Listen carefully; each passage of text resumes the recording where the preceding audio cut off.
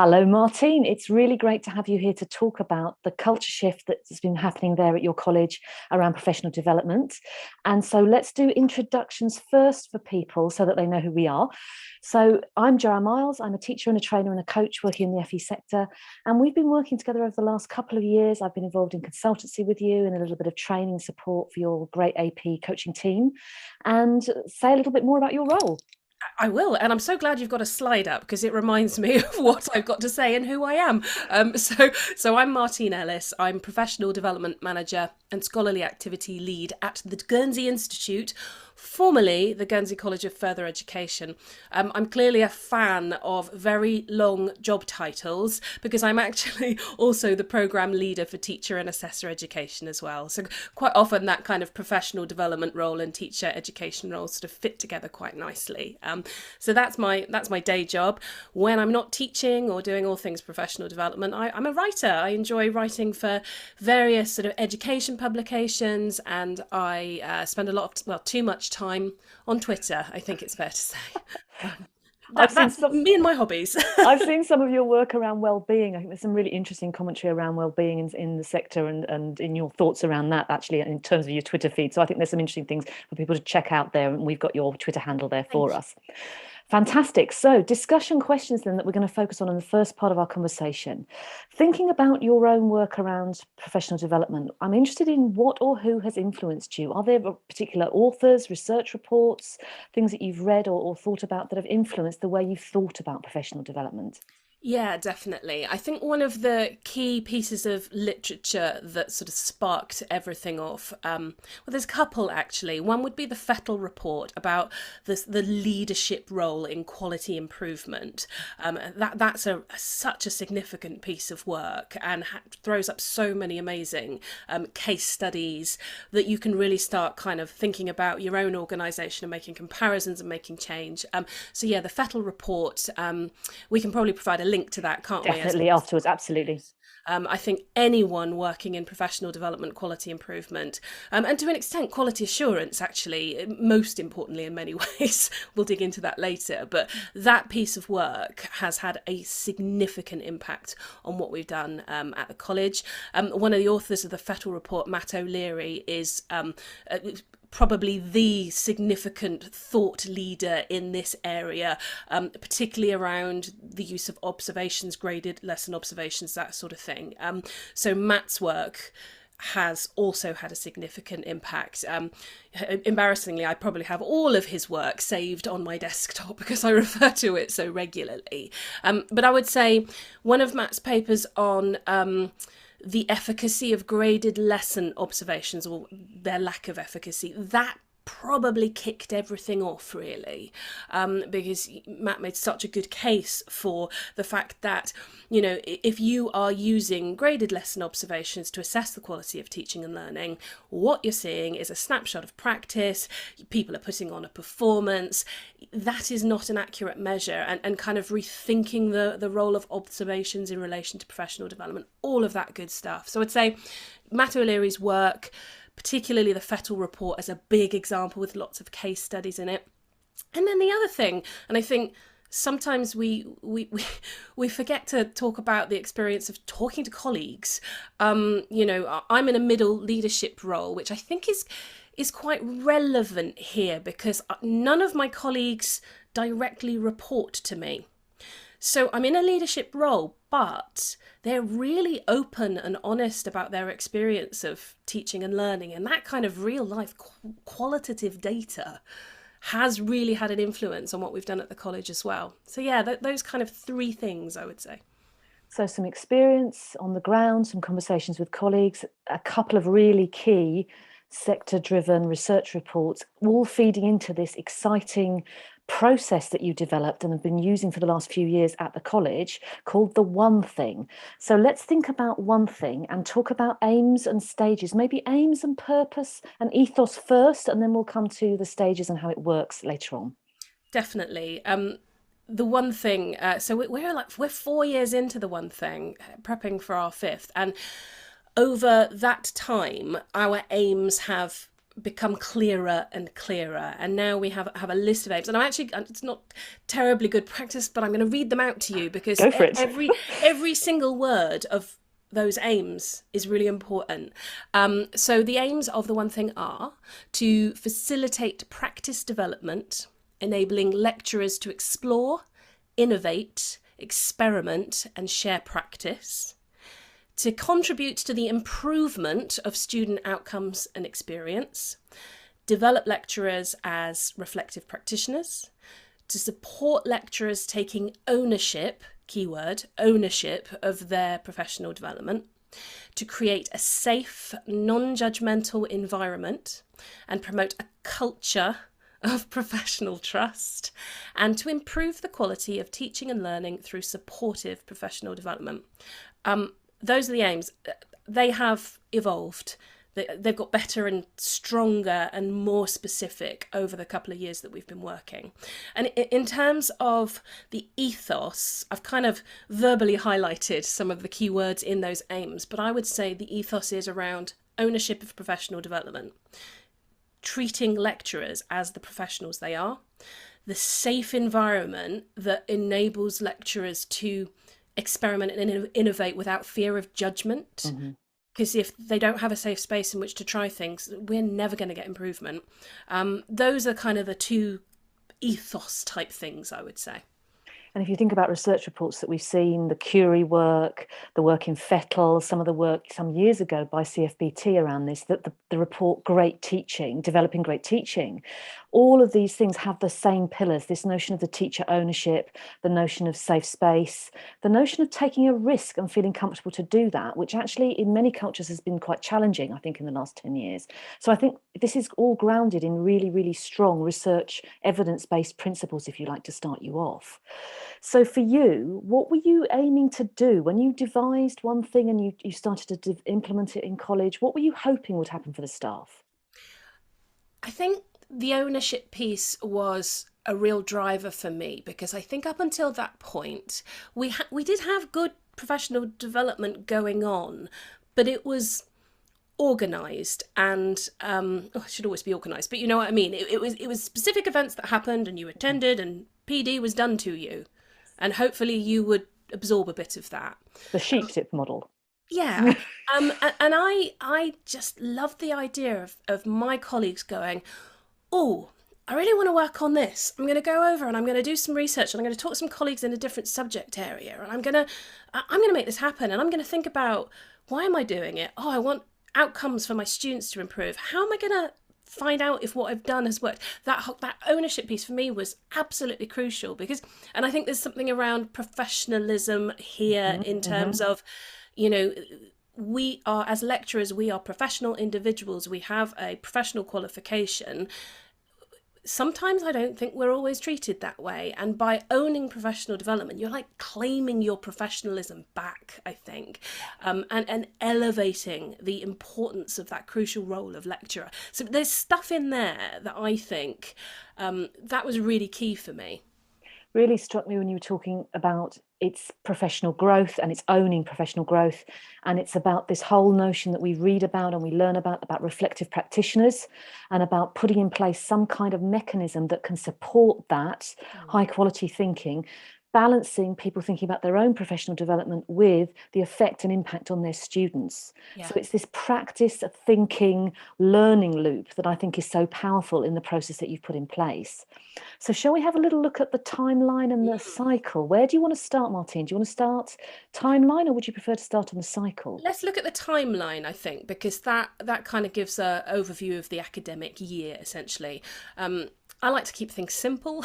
I'm not a big fan of complex systems. They make my brain hurt. So I looked at it as a 3-term cycle, because that works for us in academic land. And the idea is that term 1, you refine, and actually I'll start right at the end of term 3. Forgive me. I'm going to start at the end of term. Fair enough, go on. The end of term 3 is the point you've already gone through the entire cycle and you've done your one thing, and then at the end of term 3 you start thinking about the coming year, what you're going to do for your one thing that year. It might be helpful actually at this stage just to point out what a one thing is. And a one thing is one area of your professional practice that you want to develop over the course of the year. One single thing. It's rooted in pedagogy. It's not, oh, I'm going to work on my time management skills next year. No, it's all about teaching and learning what goes on in your classroom. So at the end of the academic year, you make a decision on what you're going to focus on for the coming year. Then we get back to term one. Term one is about refining, planning and researching your one thing, doing that kind of underpinning work. Term two is actually when you carry out a supported experiment, essentially, in term two. And then term three is about evaluating the impact of the work that you did and working out how you're going to share practice with colleagues across the college. So refining, planning and researching, experimenting and reflecting, and then evaluating impact and sharing practice. So that's kind of the top level view of the year. If we have a look at the next diagram, which is the cycle, that goes into a little bit more detail.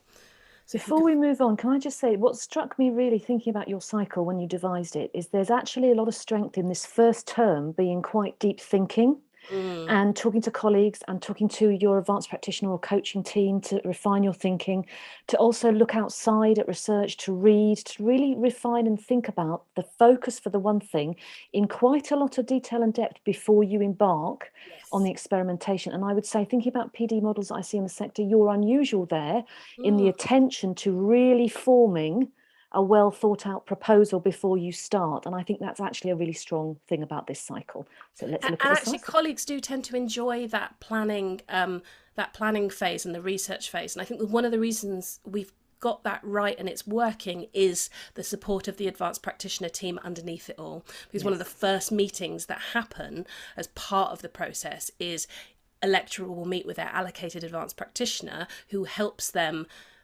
work out where they want to do their research and crucially helps them refine the scale and scope of the project. And we'll dig into that in a bit more detail. Excellent. Let's look at the cycle then. So the cycle. Yeah, so the cycle, actually, I've just noticed the dates are a bit off on this, so apologies. That's okay, fine. That's my fault providing you with an old one. But basically, end of the academic year, in term three, reflect on the year. What's gone well, what's not gone well, where do you want to dig into for your one thing? Then the start of the first term, the lecturer will meet with their advanced practitioner and talk about their one thing, what they're planning to do. The advanced practitioner will support them in refining the scale and scope of that one thing, as I said, and help them locate the research that they're interested in, speak to the right people, start working out what they're going to do in term two, which we would call a one thing activity. So back in the day, that probably would have been like a lesson observation, but the one thing activity is so much more than that. And we'll dig into that in a sec. So term one, researching, scale and scope. What is my one thing going to look like? How am I going to experiment? What is that supported experiment going to be? Then we get to term two, and the one thing activity happens, again supported by the advanced practitioner. So to give you some examples of what one thing activities could be, we've got a pick list actually, but to give you some examples of the most commonly chosen ones, they're chosen by the lecturer, that's crucial. Someone might want to have, I guess you could call it an observation, a classroom visit. What's really important to note is this is not judged, this is not graded, it is a peer, an advanced practitioner, coming into your classroom to look at the thing you're doing for your one thing.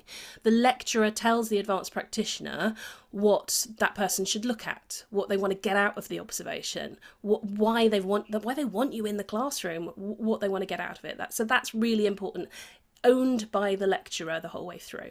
So I was just talking about how probably about 25% of colleagues opted for some form of observation this time around. We've also, one of the more popular one thing activities, I would say, is a professional discussion. Now the professional discussion is really good because it's kind of like the overarching one thing activity. There is always going to be a professional discussion at some point. But within that professional discussion, lots of things can happen. There can be something like a materials review. So if someone's one thing was just changing an approach to how they produce a certain material, doing something around planning, something like that, then having a colleague, an advanced practitioner sat next to you, looking at materials with you, there can be a really interesting developmental discussion there. It might be that the lecturer has taken a video of their session where they have been doing something related to their one thing. Then you sit and watch the video together. So materials review, video, unseen observation is something that we've been sort of just gently experimenting with a few people, where the lecturer comes into the professional discussion and describes what happened in the lesson where they were doing their one thing experiment, or lessons often, it's not normally just about one lesson. Normally the lecturer will be trying something over a period of time. Sometimes people like to have a reflective discussion with their advanced practitioner. Again, that's a really, really valuable one thing activity. I've had colleagues that have done a written reflection, which I've read, and then we've had a discussion about it. Like I said, we've got a pick list, but actually it's not exhaustive. If a colleague said, for my one thing activity, it would really help my practice if you did this thing, we would say, yes. Yes. Because the lecturer owns the process. They want to be working with a colleague to get some feedback on what they're doing, but it's not feedback in the judgmental sense of the word, as in that was good, that was bad. It's much more of a coaching conversation, and we're going to talk about that in a bit more detail soon. It's interesting that a lot of this is around people gathering samples of practice, evidence for reflection. So almost you're saying we visit the classroom or we look at the materials, but the notion there is to take the conversation further, to think further about practice, to interrogate it positively, constructively, together as two professionals. And I think I really love at this stage this notion of massive choice. Yeah. And the teacher really saying, actually, for this experiment that I'm doing, the most useful thing you could do would be this. Yes. Can you work with me in this collaborative, collegial way to support that developmental journey that I'm on? I love that pick and mix idea for people. I think it's a fantastic strength of this model. Brilliant. And I think those things that you've highlighted there, they are all linked to that underpinning ethos of ownership. Yes. The lecturer having the choice to say, I want this, I want that, and the sort of supported coaching stuff all feeds into that. So yeah, it is an important aspect of the process. So term 2 is focusing on that one thing activity, and after the one thing activity has taken place, there'll be sort of we call it our meeting 3. That is the kind of debrief meeting. Now often if someone's having a professional discussion as their one thing activity, those two sort of merge into one, which is fine. We have flex built into the cycle, and I think that's really important, that we flex the cycle to suit the needs of the lecturer. So if a lecturer is doing a one thing that actually their main activity is happening in term 3, we can work with that. The point is, we want the professional development to happen. We have to put some constraints. When you design a system like this, you need some constraints, but having a bit of flex for my colleagues has worked really well, because it's also reasonable. It's kind of adult to adult, right? We're all adults, we know what the situation is. So yeah, term 2, exciting, busy part of the year. And then term 3, in some respects, is my favourite part of the process, because the activities have happened and the reflections have taken place. And so term 3 is about how our colleagues measure the impact of their one thing. So we're seeing results, and impact measurement is baked into the process. They're thinking about it the whole time. So it's impact on their students, but impact on themselves and their development. Mm-hmm. And then it's about sharing practice, because we're a very small college, but we work across 3 campuses. So we don't share practice as often as we'd like to. What we do at the end of the academic year is we bring everyone together. We have an inset day that is all about celebrating the practice of one thing. And what we've done previously, we've had sort of little speed dating activities at the start, where people from different campuses get to tell each other in 60 seconds what happened with their one thing and things like that. Maybe not 60 seconds, a bit longer. We have like a marketplace where people have stalls. If they're doing something one thing related that's a physical thing, like a resource, for example, the marketplace works really well. So people mill about and see what their colleagues from other subject areas have done. And then in the afternoon, we tend to do TED Talk style presentations and workshops, sort of practical hands-on workshops. So again, you know, people who have done really exciting work get to showcase and share their practice. And then the last thing we do is we get them to pick their one thing for the following year. Yeah, So really great. that's quite a recent change. I changed that last academic year and it worked beautifully. What works about hitting it at that point as opposed to waiting to that autumn term, which most colleges, I would suggest you probably do. They wait till they see the students, if you like. I think the big thing, because we've had the one thing celebration of practice, everyone's buzzing. Mm-hmm. They're buzzing about what they've seen, even though at that point in the year everyone is just exhausted, let's be honest. Also, yeah. It's such a positive day and everyone is so like, oh, so and so did this, did you see so and so do this? It's the key time to capture two different sorts of information, some evaluation on how their year has gone and some reflection, but what they want to focus on in the coming year, because they've got so many ideas from their colleagues. The slight downside is over summer, people do forget stuff, and I really recognise that.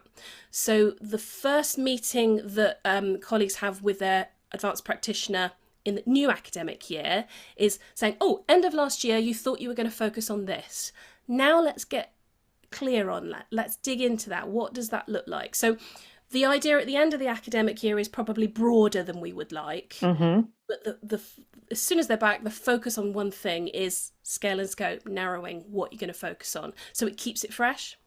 I love the idea of they're getting sparked and inspired by things that they see from their colleagues, and actually they're still thinking in the loop of that year. So I feel like it's actually really helpful to capture an initial thought and then tweak and refine and adapt if you need to in the beginning of that autumn term. Can I go back to the notion of impact? Because I think this is thorny in the sector. It's a gnarly, tricky one at the moment.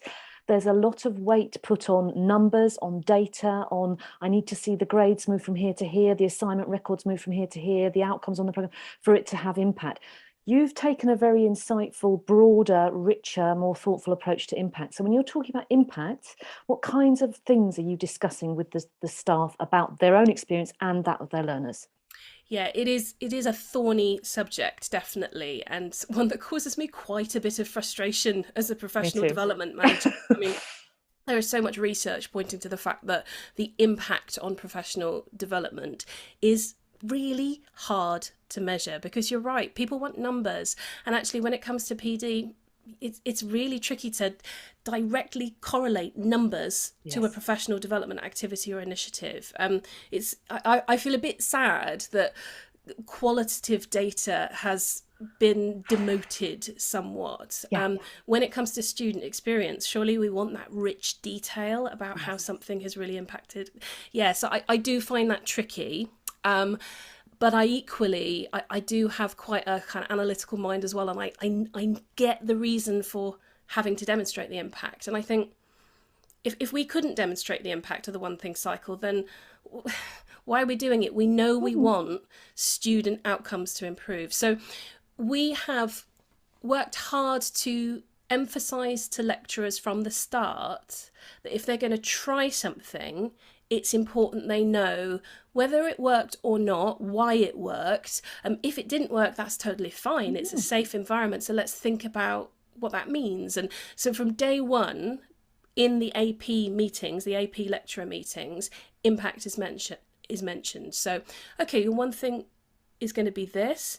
How will you know, what do you think it's going to do? How will you know if that has been successful? What might be tricky? Those kind of starting to think about those type of conversations from day one. And so this is documented in the very minimal paperwork. I'm not a paperwork fan, but I appreciate we have to have it. It's documented in the conversation notes that happen between the lecturer and the AP. So that goes through the cycle. We encourage our lecturers to think about documenting impact using tools like Google Forms and stuff. So there are numbers one can gather should one want to, but we don't push that. There's not the pressure to do that. Anecdotal's okay as well. We want to have a really rich picture of what happened throughout the process. There are lots of other ways to gather evidence of the impact. So we do some formal things as well. For example, at the end of the academic year, when they're choosing their one thing for the coming year, we get them to write a narrative about the impact, and that's captured for every single member of staff. Bear in mind, because it's an inset day, I have everyone there. So we give them time. The response rate on that survey is, 98%. So it's really good data to have. So having that survey at the end of the year is great. I do a survey mid-year point as well. I also talk to programme leaders to gather information from them. The one thing is a regular agenda item for them. So the programme leaders are checking in with their lecturers about how things are going, capturing that information, feeding it up to me.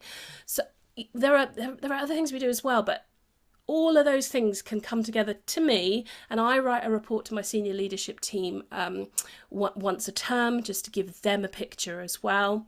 There are questions in learner voice, or student voice questionnaires that we do that link in loosely to the one thing. Again, it's hard to make that really clear link. But those are some examples of how we are capturing evidence of the impact and trying to empower the lecturers to measure it themselves.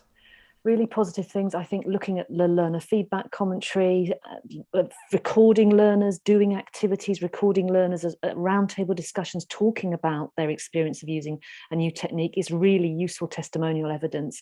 The notion of having milestone points in your process where you're capturing survey data at project level, if you like, I think is a real strength. And I really like the notion of you talking to the curriculum managers and seeing what's noted there through their process. If they're doing learning walk or observation or in team meetings, they can be gathering samples of changes that they see happening through those channels to produce a much richer, more sophisticated, more valid sense of the effect of what you're doing on all parties, as opposed to just producing a spreadsheet of numbers that really are not so sound. So I think I really value the thought that you've got that rich picture happening there. Another thing that we have done, which we did over the last couple of years, and I think has been really, really nice to be able to share with colleagues in the other colleges and things, which we created some case studies. So I did, if you just imagine like a PowerPoint slide with a picture of the lecturer and their details, and then a narrative written by the lecturer outlining what happened with their one thing that year. And when I did them, I was like, it just feels like it's a nice thing to have. But they have been so useful. I've shared them with colleagues outside of the college, but also on the inset day last year, we had them on a big screen, just flashing up, and people could stop and read. And it's sharing this information in various formats. We did some videos as well, some video case studies, which again, have been useful for sort of spreading the word. I also try to highlight, I do a weekly professional development newsletter to colleagues, and so in PD Weekly, at certain points in the year, we just highlight great things that have happened. Right. So my AP team will give me a paragraph about so-and-so who's done a great thing, and just sharing all of that good news. Really keeps up momentum, keeps the focus, and it gives it the status within the organisation in a different way when it's more visible. All of those techniques, I think, are very sound. Before we move on and think about the coaching and how that fits in, because you've mentioned that a few times, there was a link here in the initial part of the process to the ETF professional standards. Do you want to just comment on how you've harnessed those? Because I think that's also an interesting use of that for thinking and for conversation. Yeah, now we really focused in on the ETF professional standards in year one of the cycle, because it was such a useful benchmark tool for what good practice should look like. What we found as time has gone on, because what would happen is colleagues would do the self-assessment tool just to inform their reflection. So that was really where the whole thing started, was looking at the standards and going, okay, where might I want to develop? Now, as time has gone on, the reflection practices changed a little bit, and I very much respect the professional standards, and they're a really useful tool. But actually, what has happened as time has gone on is colleagues have become better reflective practitioners. So they haven't felt the need to have such a crucial benchmark, and they've been looking at what their last one thing was like and where that led to something else, and something else was identified. So the professional standards always underpin what we do, and how I found we tend to use them now might be in AP lecturer conversations Mm-hmm. when a conversation has felt the need to go back to them and things Mm-hmm. like that. Interestingly, I know the professional standards are getting an update at the moment, Yeah. and I'm really keen to kind of review them again and think more about how we can incorporate them back in, because I felt they Yes. got a little bit lost, if I'm Yes. honest. I think for positive reasons, but they are such a useful underpinning tool that I can feel them coming back in, and maybe we start using them in different ways. Yeah, and maybe they're a springboard for conversation, or they're something to bounce ideas off, if you like. Exactly. When we see what the new format is like, I think it's interesting though the notion that you're saying it's around it. It scaffolds conversations. It's a starting point to begin reflective dialogues. If you're in an organisation maybe where those skills are not that well developed and people aren't used to doing it, and I think your point about reflective maturity is interesting. That I think as you get used to being in this experimental cycle, I found in my own work on supported experiments, as time goes on, people don't need the same tools. They need different tools, and they need more space, and they need access to each other and a coach to just continue that piece of thinking. But at the start, it's quite useful to base it in something that's grounded in great practice and great thinking, which I think the standards are. Fantastic. So let's move on and think about the coaching side of it. So, how did you develop and embed coaching approaches as part of the One Thing? Because you've done actually quite a lot of work around skills building in this area. Yeah, and probably the best thing we did, Joanne, was work with you, to be honest with you. Great. Absolutely. Pleasure for Testimonial me right too. there. Absolutely. Yeah. We recognised that coaching would form a very important part of this process, because the team, the APs, interestingly, they weren't called APs from the beginning. They were teaching and learning peers initially. That peer word was really important to us, but then it kind of became apparent that nobody knows really what a teaching and learning peer is, so we made a shift. But still, even though the title is advanced practitioner, they are a peer, and their role is not to make a judgment, it's to support the development of another peer. And therefore, my own experience told me that coaching is absolutely fundamental to that process. And so the role of the advanced practitioner is not only to be at the top of their game in terms of knowing what the current research is and current practice is, hence advanced, is also to have those coaching skills to fulfill the aims. We talked about the aims at the top of this interview. That has to be coached, not enforced. Otherwise, you won't get the ownership. You won't You get the won't. ownership So if the you ethos impose. goes out the window.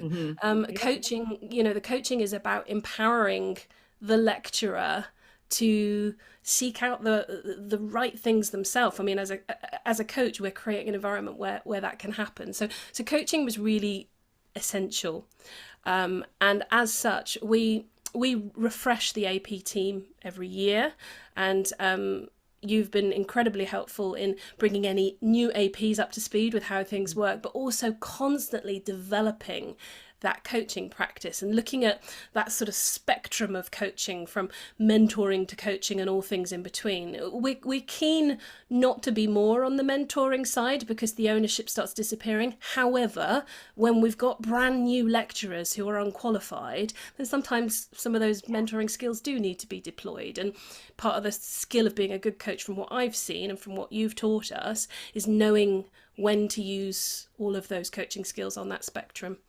We've worked a lot on that spectrum. I think we've worked a lot on reflection and fostering high quality reflection, pushing the depth and detail of conversations up by using the coaching questions and the really refined listening skills.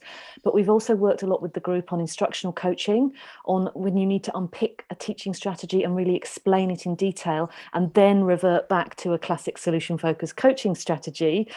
Your team have that breadth of toolkit, which I think has been fantastic in us being able to do Zoom training across this 2 years in small bite-sized pieces for each time in your process. We've managed to give them the next set of tools that they would need and develop that as time has gone on. So I think it's been a great model for me of how we can grow a coaching capacity in a team that are very varied in terms of their skills, some fairly new to it, some extremely experienced, and also teacher educators. So great experience, I think, there for me in growing that coaching team forward, and recently doing paired coaching conversations with them where they coached each other and I gave feedback, which was incredibly fascinating to work with them in that way and see how we could grow individual skills as well. The Excellent. technology really helped in that scenario, has. actually. Just to describe a bit about how that worked from my own experience and having you across the water, as it were. Yes. So I was in the same room as my colleague Michelle, and we were coaching one another, and we had you on a laptop, your little face in the box. Yes. And what we really enjoyed was that you were kind of typing a narrative as we were talking. So you were listening to what we were saying and just making almost like time-stamped comments and things like that. And certainly in terms of how I like to process information, being able to read back on that and then that informing my own reflection and my own development, that was so cool. That worked really well. It's such a nice new thing that I've started doing, and I'm finding it really powerful for people, fascinating. And as you said in your development program, I'm trying to be as personalized as I can within the constraints of my kind of role. But I find this is the kind of tool where you can develop people in a very bespoke way, because they can talk at the level they need to, they can bring the issue that's personal to them, and then I can give feedback pitched to exactly where they are with their skills, which is kind of what your team are doing with the teachers that they're working with. So there's a really nice mirroring there, I think, of how we want them to be working with their colleagues. So how has the one thing evolved over time? I mean, you've been working on this, as you said, 4 years or so. What's the change been, and how have you seen that evolution happen? So I've written a list because there's been quite a lot of change, and it's really nice for me because I've been sort of architect from day one. So being able to look back on the past 4 years has been a really nice experience. But in no particular order, key changes that have happened. We introduced a robust recruitment process for the advanced practitioners. So back in the day when we had graded lesson observations, that kind of equivalent team, it's not really equivalent, but you know what I mean, would have been recruited, A, if they were interested in being on the team, and B, if they'd had a decent lesson observation. That was about it. When we started, we kind of inherited the old lesson observation team and kind of lost a few people and it wasn't robust, let's say. So we introduced a robust recruitment process. So there's a clear job description of the advanced practitioner, and they have to apply every year, and they have to and you can reapply. So if you've been an AP in the past, you can apply again. They have to, what have we done over the past couple of years? They have to either record a little piece to camera to their phone, or write something, or record some audio talking about, there's like a few questions, either a recent collaboration with a colleague that was professional development focused, or an article or blog post or podcast they'd listened to that affected their practice and what it was about and how it improved their practice, and a couple of other prompts like that they can pick from, to demonstrate currency in terms of teaching and learning, to demonstrate their ability to reflect, that they can collaborate with others, those kind of things. So a piece of work that they have to do, and they also have to explain why they think they'd be a good fit with the team. We also introduced the expectation that people who join the team have QTLS and would be willing to work towards advanced teacher status, or have advanced teacher status. So as an organisation, we've done a massive push on everyone getting QTLS, and we will prioritise applications for funding to do ATS from the AP team, because it's really important that they have that advanced teacher status. So at the moment, I'm about 50% of the team have ATS, and I'm hoping that's going to boost. I mean, it's a long program and it's quite new, so that's why it's taking some time to do it. But yeah, I really want to have everybody working towards ATS if they don't already have it. So that was an important introduction in terms of the recruitment process. And even though we're a small college, we do not accept all applications. It is a genuine process that people have to go through. So I've had to turn some people down for various reasons.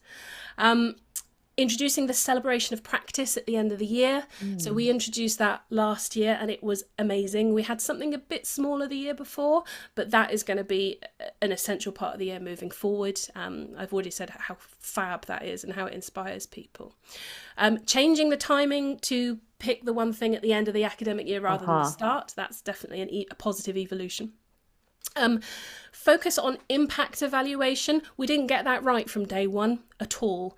And I think the key thing there was empowering staff to be thinking about it from day one and being supported by the APs to do that. And some of those sort of data gathering, evidence gathering things that I mentioned, you know, midpoint questionnaire at the end. And a really great thing that's happened is that we don't have to really remind people what the one thing is anymore and why they should do it and why it's good. We just don't need to. It's part of, even after year one, it became part of the fabric of college life. You could walk down the corridor and say, oh, so-and-so, what are you doing for your one thing this year? And they'd be able to tell you. I think that was in part due to some fortunate naming. One thing, that phrase became quite sticky. So people just remembered it. Easy to remember, easy to understand and remember, which is great. So there's far less educational work we have to do around it. We don't need to remind people every year. I mentioned changing the name, teaching and learning peers to advanced practitioners.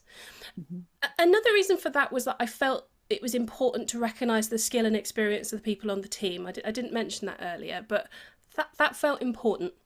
Even more emphasis on coaching and upskilling the team. So we were focused on coaching from day one, but not to the extent that we are now. We recognise the value of that.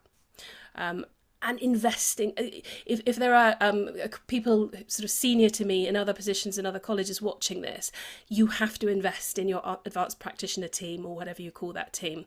Don't just form them, set them up and let them go. You have to invest in their professional development. They are supporting the professional development of others. If you don't support their professional development, you're going to get in a pickle very quickly. So more emphasis on coaching and upskilling the team. I see that as my role as the person who leads the AP team, to have a plan to develop my team. Even though they don't report directly to me, that's a responsibility that I have. And the organisation does, of course, as well. Some future evolution, so it hasn't happened yet, but we are going to be looking at, I said the role of the AP refreshes every year. We're going to be expanding the role of the AP team soon. And so I think in line with that, I'm going to be recruiting members of the team for a slightly longer period. So I recognise, in line with that, it's my responsibility to develop them professionally. If I'm getting a new team every year, that stops me investing quite as much as I want to. So we're looking at a slightly longer period, maybe 2 to 3 years, with mechanisms to ensure that they still remain current and so on. So that's a change that I think is going to be happening. We might be looking at expanding their role to be more part of the quality team, but this is all kind of work in progress at the moment. I'm very tentative with that. I think it's really important, given the ethos of the one thing and the ownership stuff. I want to be very careful about the role that the APs have in quality assurance. And I know we'll dig into that in a bit, or maybe in our next conversation. I want to be using their skills as coaches for supportive professional development. So that's a work in progress and something that's happening in the near future, I think. And that's interesting, because that's them really thinking about it being a quality improvement focus for them, and being really careful around the notion of them being involved in QA, which is a whole other ball game and has a different kind of ethos and set of skills and approaches, and a different feeling for colleagues working with, I think. Excellent. Okay, well, thank you very much for the first part of that conversation, Martine. I think there's a lot for other people to look at, and we'll take a pause now and then come back and think a little bit more in depth about the future, and also about this QA, QI notion, which I know is a hot topic in the sector at the moment. Can't wait. Lovely. Thank you.